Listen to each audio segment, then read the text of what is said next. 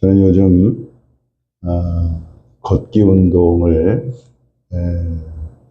굉장히 즐겨 하고 있습니다. 그래서 이번 주에도 월요일부터 금요일까지 8,000보를 매일 걸었습니다. 어떤 날은 12,000보를 걸을 때도 있었고, 지난 월요일 날이죠.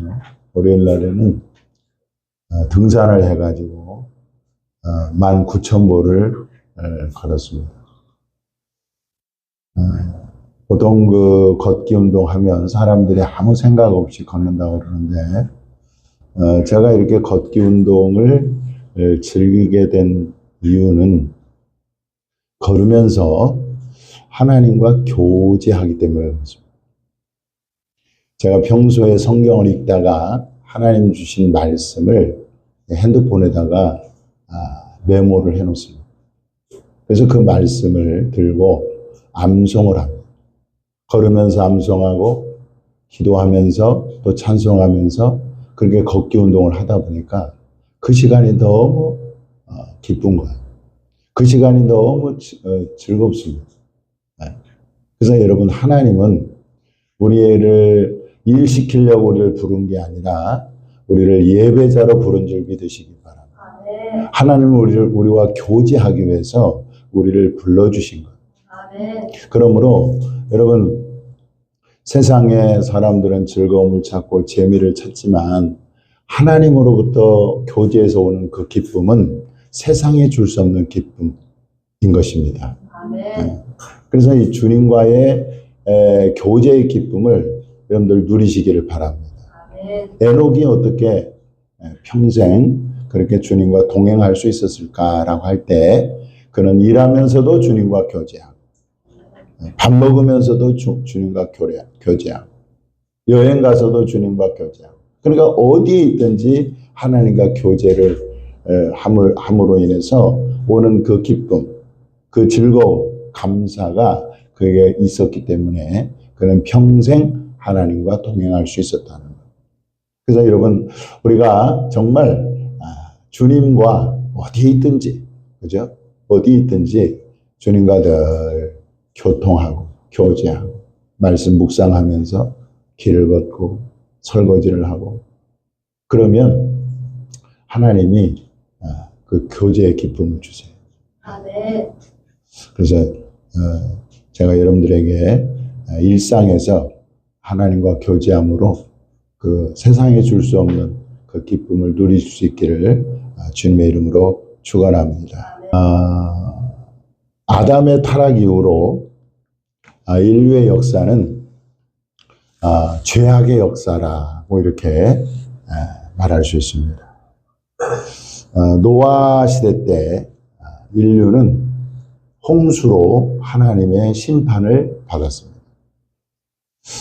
하나님께서 그 노아 세대 사람들에 대해서 어떻게 진단하고 있느냐, 창세기 6장 5절에 보니까 이렇게 기록하고 있습니다. 여호와께서 사람의 죄악이 세상에 가득함과 그의 마음으로 생각하는 모든 계획이 항상 악할 뿐임을 보시고, 노아 시대 때의 그 세대 사람들은 생각하는 모든 계획들이 다 악한 거예요.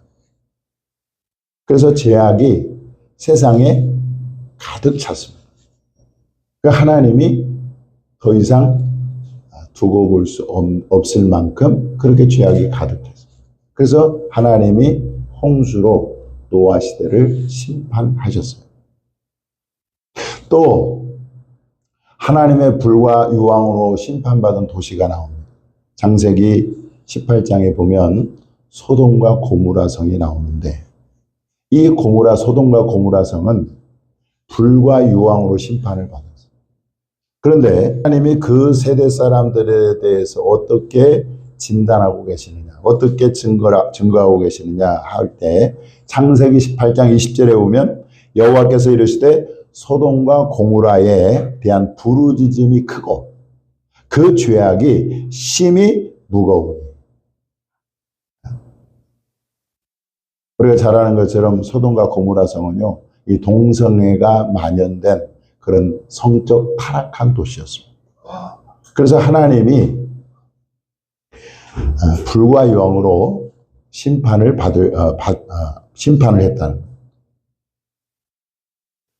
자, 여러분들 노아 시대를 거치고 소돔과 고모라 시대를 거치고 그 다음에 이어진 세대들은 그러면 그런 심판을 받았으면 좀 나아졌느냐?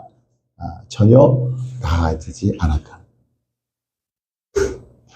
자, 소돔과 고모라 세대를 지나서 예수님의 세대까지 왔습니다. 예수님의 세대는 좀 나아져야 되는데 전혀 나아지지 않았다. 오늘 본문에 예수님이 그 예수님 당시의 세대를 뭐라고 규정하고 있습니까?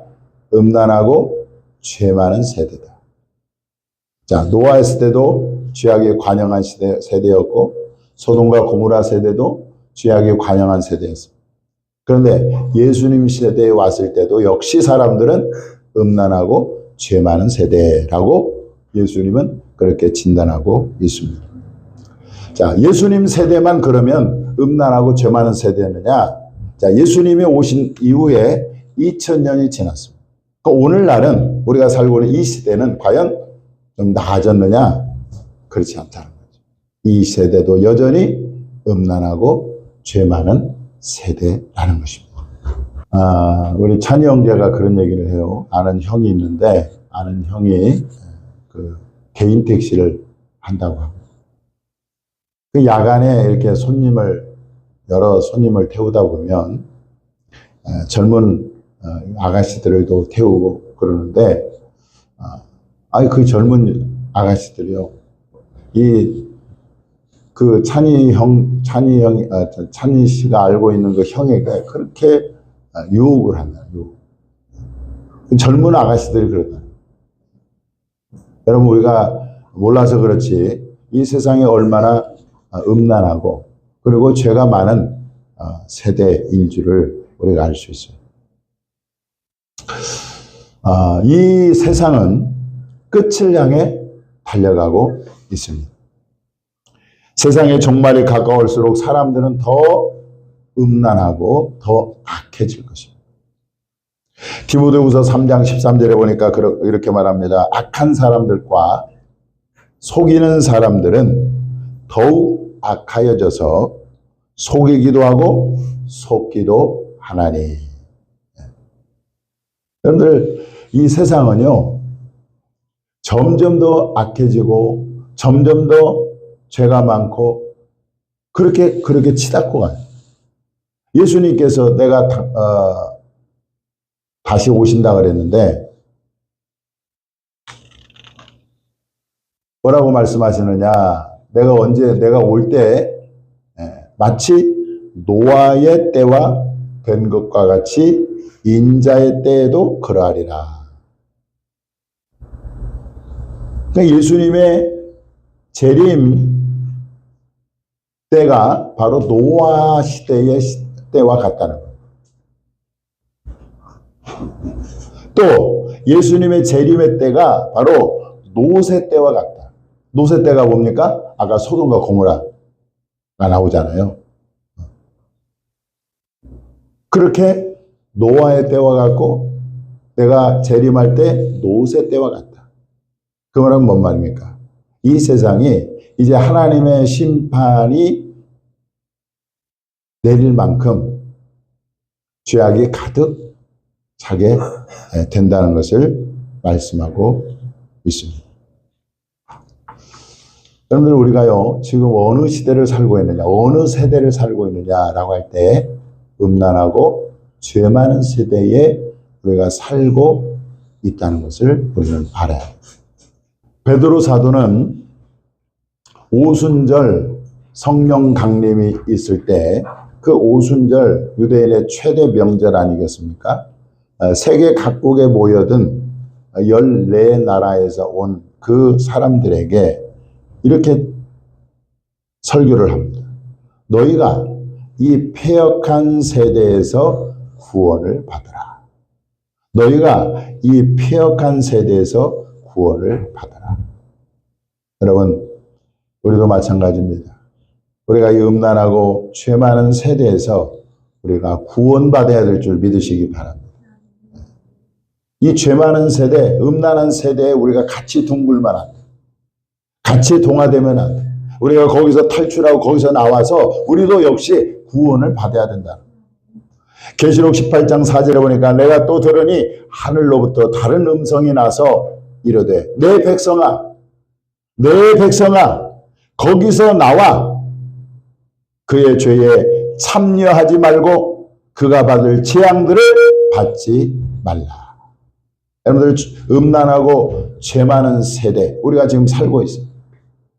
이 음란하고 죄 많은 세대는 더 음란해지고 더 악해질 것입니다.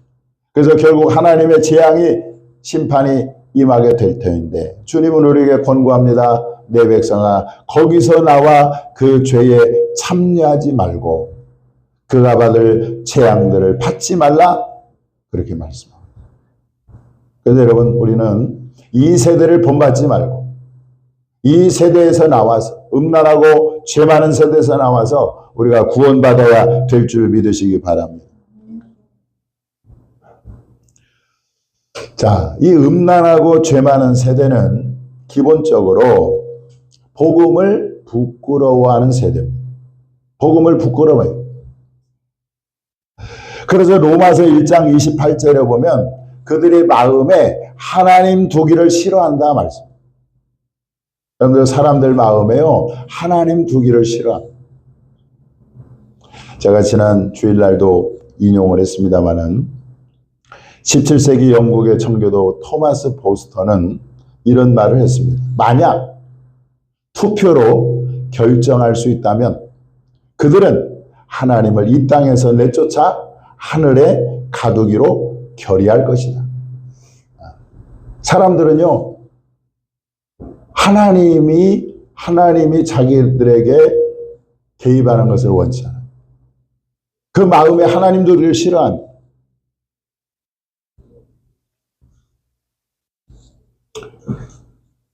또 이 음란하고 죄 많은 세대는 예수님도 거부해요. 하나님도 거부하지만 예수님도 거부해요. 예수님이 자기 땅에 왔지만은 자기 백성이 예수님을 영접하지 않았다. 요한복음 1장 11절에 기록되어 있습니다. 이 음란하고 죄 많은 세대는요. 빛을 미워해서 빛으로 오지 않는다. 선을 좋아하지 않습니다. 바울은 그렇게 고백합니다. 십자가에 못 박힌 그리스도를 전하는데 유대인에게는 이 그리스도가 꺼리끼는 거라는 거예요. 그래서 유대인들은 기독교인들에 대해서 상종하지 않았어요. 꺼리끼는 거, 예수를 믿는 것이 꺼리끼는 건데 예수님 믿는 사람과 상종하겠습니까? 왕따가 당하는. 그 예수 믿는 사람들의 1세기 기독교인들은요, 세상으로부터 왕따를 당했어요. 또 이방인에게는 그리스도는 미련한 것이라 말씀. 미련한. 그래서 예수를 믿는 자들은 미련한 자들로 취급됐어요. 오늘날도 그런 말이 있습니다. 아직도 교회 다녀? 그게 무슨 말이냐? 아직도 그 구닥다리, 그 종교를 믿느냐? 이런 뉘앙스.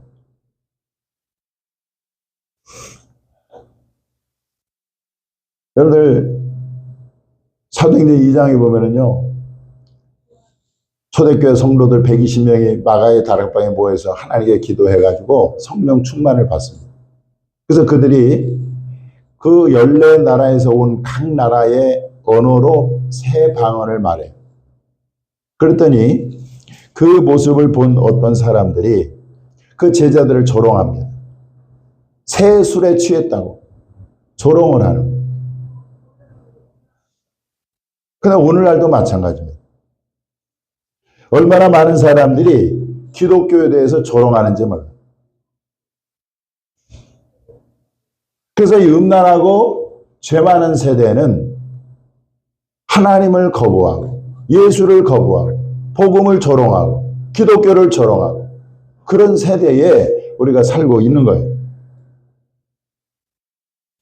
자, 그러다 보니까 여러분들 믿는 사람들 중에도요, 자기가 예수 믿는 것을 숨기는 사람들이 있어요.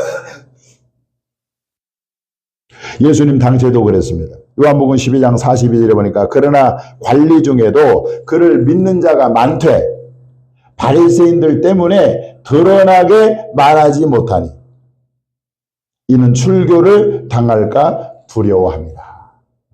예수 믿는 거를 드러내잖아요. 고백하잖아요. 그러면 그 유대 사회에서 추방되는 거예요. 추방. 그러니까 어떻게 합니까? 자기에게 불이익이 오니까 어떻게 해요? 그걸 숨기는. 예수 믿는 것을 숨기는. 또 어떤 사람들은 예수 믿는 것을 부끄러워했다는 거예요. 부끄러워. 그렇지 않겠습니까? 예수 믿는 것은 꺼리끼는 것이고 예수 믿는 것은 미련한 것이고 예수 믿는 것은 다 바보라고 생각하는 사회 분위기 속에서 당당하게 내가 예수 믿는다고 말하는 사람 있는가 하면 어떤 사람들은 예수 믿는 것을 숨길 뿐만 아니라 부끄러워하는 사람들이 있습니다. 그 예수님 오늘 본문에 그러잖아요. 나와 내 말을 부끄러워하면 그래. 이 말은 뭔 말이에요? 사람들 중에 이 복음을 예수님을 부끄러워하는 사람들이 있었다는 거예요. 여러분들은 어떻습니까? 복음을 부끄러워하지는 않습니까? 예수 믿는 것을 부끄러워하지는 않습니까? 교회 다니는 것을 부끄러워하지는 않습니까?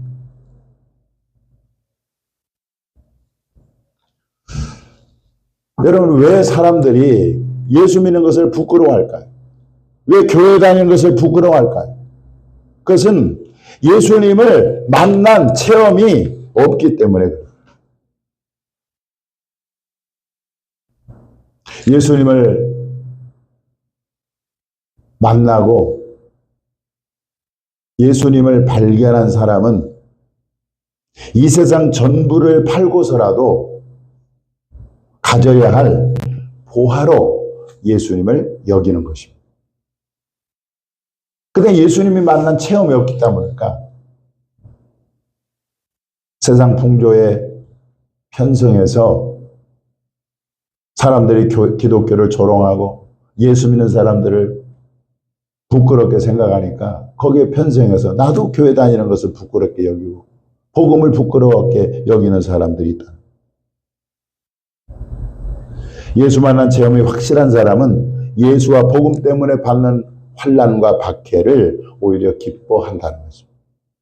아, 내가 예수님 믿는 것 때문에 이렇게 박해를 받는구나. 미움을 받는구나. 오히려 그걸 기뻐한다는 거예요. 예수님 말씀합니다. 마태복음 11장 12절에 나로 말미암아 너희를 욕하고 박해하고 거짓으로 너희를 거슬러 모든 악한 말을 할 때에는 너희에게 복이 있나니 기뻐하고 즐거워하라. 하늘에서 너희 상이 클미라. 이 예수님의 말씀을 이 사도들이 받고 어떻게 합니까? 사도들이 그 이름 때문에 능욕받는 일에 합당한 자로 여김을 기뻐하면서 공의 앞을 떠납니다. 사도들도 채찍질을 당하고 감옥에 갇히기도 하고 그런데 그것을 오히려 기뻐했다는 거예요. 바울은요 이렇게 말합니다. 로마서 1장 16절에 내가 복음을 부끄러워하지 아니하노니 이 복음은 모든 믿는 자에게 구원을 주시는 하나님의 능력이 됩니다. 바울은 주님을 만난 예수님을 직접적으로 만난 경험이 있어요. 그래서 이 예수야말로 모든 인류를 구원할 구원자라는 것을 그는 확신하고 이 복음을 부끄러워하지 않고 복음을 담대하게 전했던 것입니다. 저와 여러분이 정말 예수 만난 체험이 있기를 바랍니다. 그래서 이 음란하고 죄 많은 세대에서 이 복음을 부끄러워하지 않고 오히려 예수 믿는 것을 자랑스럽게 여길 수 있는 그런 담대함이 우리 모두에게 있기를 주님의 이름으로 축원합니다. 여러분, 복음이 전부일 때가 전부가 될 때가 다가오고 있어요. 사람들은 지금은 믿음을 무시하고 신앙생활하는 것을 무시하고 또 교회 다니는 것을 무시하고 예배드리는 것을 소홀히 하고 이러지만은 그러나 이것이 귀한 진가를 발휘를 할 때가 온다는 거예요.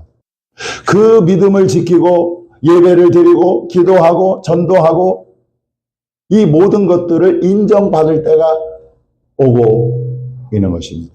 그때가 언제냐? 바로 예수님이 다시 오실 때. 오늘 예수님 본문에 뭐라고 말씀합니까?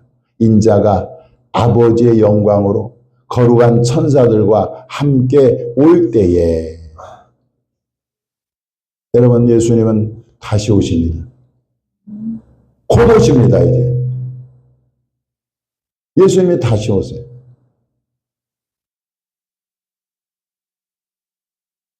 아버지의 영광으로 다시 오시고 거룩한 천사들과 다시 오실 거예요. 그때 음란하고 죄 많은 세대에서 예수님과 예수님의 말씀을 부끄러워했던 사람들은 여러분 크게 후회할 거예요. 그때 내가 왜 예수님을 부끄러워했던가? 그때 내가 왜 교회 다니는 것을 수치스럽게 생각했을까? 후회할 것입니다. 왜냐? 예수님도 그 사람을 부끄러워한다고 말씀하고 있기 때문에.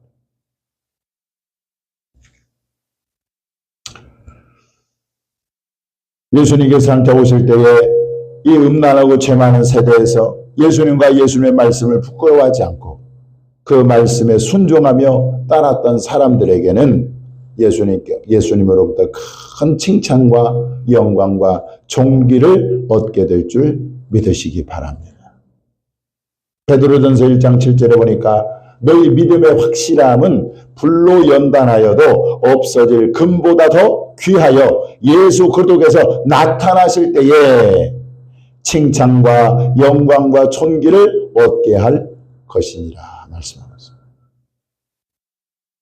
말씀의 결론입니다. 우리는 지금 음란하고 죄 많은 세대에 살고 있습니다. 이 음란하고 죄 많은 세대는 기본적으로 하나님을 싫어하고 예수를 거부하고 복음을 조롱하는 그런 세대예요. 그런 세대 가운데 우리가 지금 신앙생활을 하고 있는 거예요.